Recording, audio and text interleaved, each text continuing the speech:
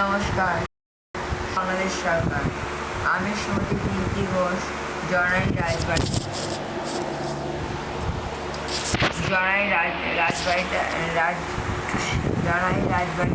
থেকে বলছি। আমার অসুস্থ স্বামীকে আনুমানিক 2007 সাল থেকে জটিল স্নায়ুরোগে আক্রান্ত হতে হয়। আজ তিনি শারীরিক প্রতিবন্ধীতে পরিণত। অর্চনা বসাক নামের মহিলাটি, যার জনাই রাজবাড়িতে যাওয়া আসা আছে, আমার মা হিসেবে যাওয়া আসা ছিল।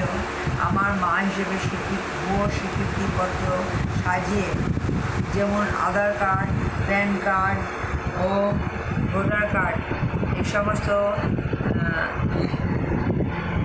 নিয়ে এসে আমার মা সেজে যাওয়া আসা, আমার অসুস্থ স্বামীর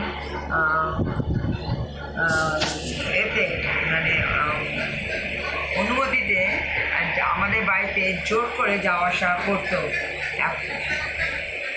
এদের একটিও বাংলাদেশের দ্বারা স্বীকৃত নয়। যেসব প্রমাণপত্র আমার মায়ের কাছে, মা বলে পরিচয়টি এতদিন যাওয়া আসা করতো, তার কাছে ছিল। এই গুরুত্বপূর্ণ তথ্যটি বর্তমানে যেই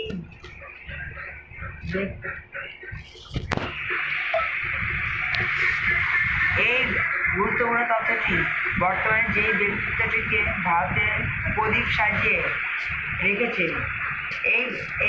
এই সমস্ত গুরুত্বপূর্ণ তথ্যগুলি দিয়ে বর্তমানে যেই ব্যক্তিত্বটিকে ভারতের